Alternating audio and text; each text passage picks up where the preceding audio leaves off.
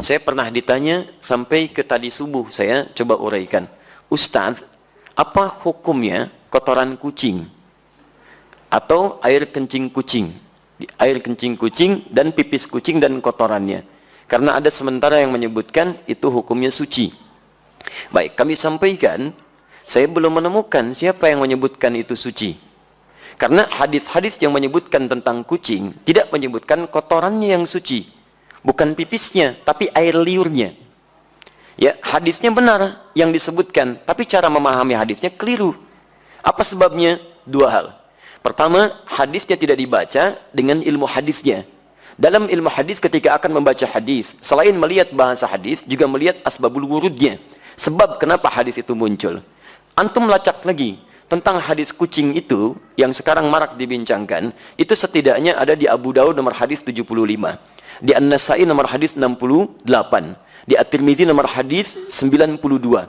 Ketika disebutkan seluruhnya, itu merujuk pada sahabat Qatadah radhiyallahu taala anhu. Gimana kisahnya?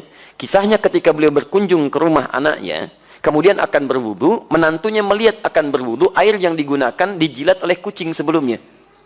Begitu dijilat, tetap air wudu itu digunakan oleh beliau. Menantunya bengong. Kata beliau, kenapa engkau bengong seperti itu?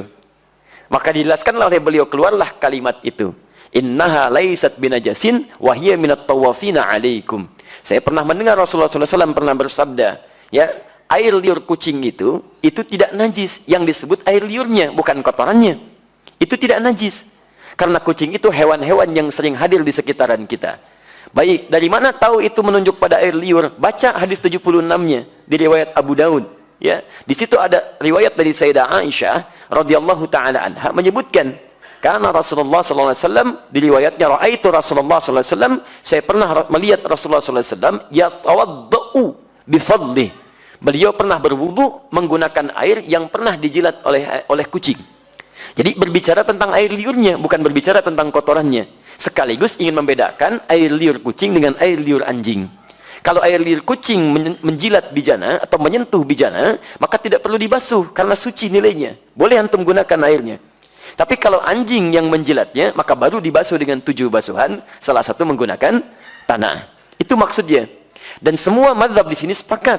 Makanya ketika disebutkan dalam kitab Al-Ikhtiyarat di halaman ke-26, disebutkan qaul sampai ke Syafi'i, sampai ke Ahmad, dan disimpulkan wa qaulul ashab, qaulul ashab. Dan pendapat para sahabat terkait dengan masalah ini, maksudnya para sahabat mazhab dari Asy-Syafi'i, dari Ahmad, mereka menyimpulkan, lihat kalimatnya, wa qaulul ashabi. Dan kesimpulan dari pendapat sahabat-sahabat mazhab menyimpulkan al-hurratu wa ma dunaha minal khilqati tahirun. Air liur kucing itu, ini pembahasan tentang air liur. Makanya tafsirannya disebutkan su'rul hurrah. Air liur kucing itu atau hewan yang lebih kecil daripadanya, ketika menjilat apapun maka dinilai suci. Kapan tiba-tiba muncul keterangan jadi, maaf, air pipis kucing? Nah, itu kitab pernah disalin lagi teman-teman sekalian. Tapi salinannya tidak melihat kepada manuskrip, ada pecahan-pecahan. Ketika disalin itulah muncul versi kitab, berubah dari kata qaul jadi baul. Baulul hurrah. Asalnya qaulul ashab fil hurrati. Qaulul ashabnya hilang jadi baulul hurrah. Baul itu artinya air pipis.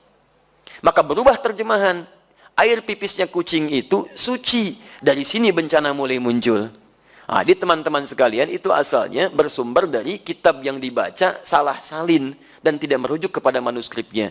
Dan nggak apa-apa, kan namanya manusia. Manusia itu kan bukan malaikat. Kalau malaikat itu tidak kenal salah. Lawannya setan. Setan tidak kenal benar. Malaikat disebutkan 88 kali di Quran, setan 88 kali di Quran. Ya, saya bukan malaikat. Jadi kalau saya salah, wajar. Artinya saya manusia. Antum bukan setan. Ya, jadi kalau antum maaf ya ada pernah berbuat salah, wajar.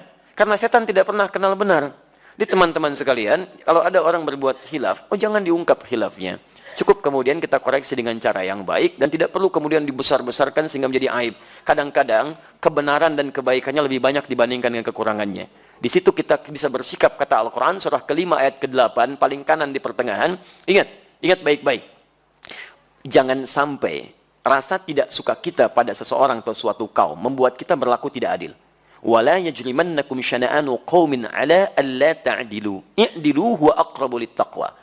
Jadi kalau antum tidak suka pada seseorang, jangan sampai bersikap tidak adil. Pasti orang itu punya kebaikannya. Karena antipati nanti kebaikannya semua ditinggalkan, itu tidak baik.